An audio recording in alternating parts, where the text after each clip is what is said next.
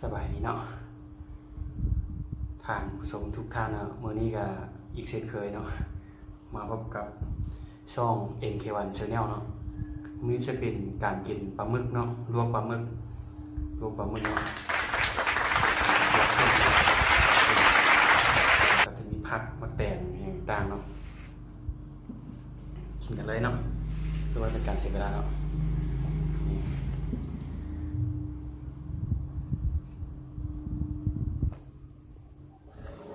มาเลย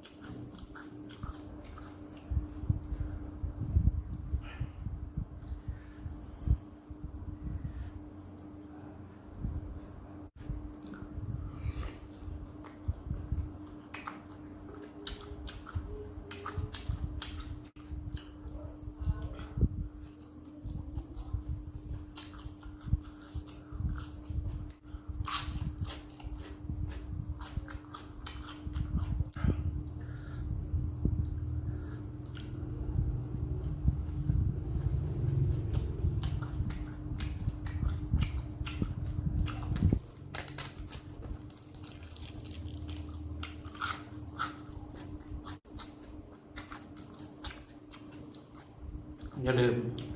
เข้าไปกด Subscribe กดติดตามช่องของข้าพเจ้าได้เนาะ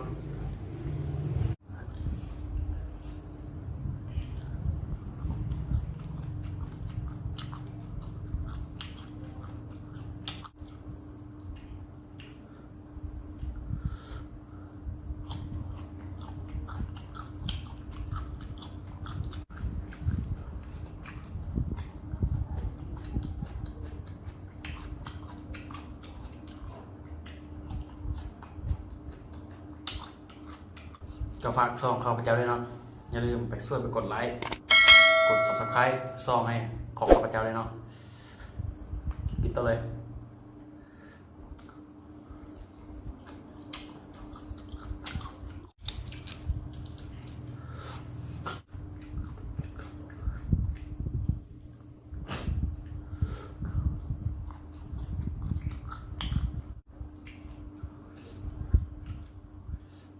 นวดมันเนาะ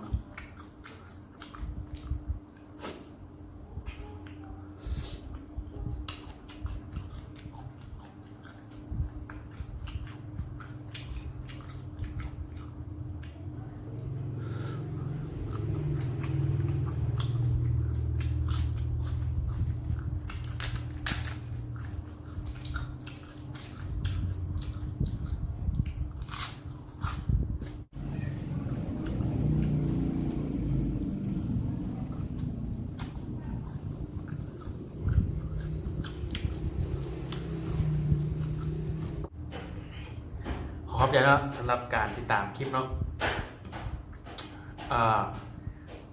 ผู้ใดบ้านกดไลค์กดแชร์ก็ขอให้ติดตามกดไลค์กดแชร์ช่องของข้าพเจ้าเลยเนาะ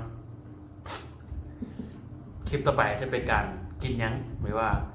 เฮ็ดยังเนาะเดี๋ยวเราจะ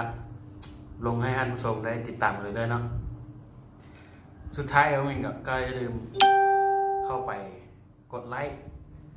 กด Subscribe ช่องข้าพเจ้าเลยเนาะขอบใจ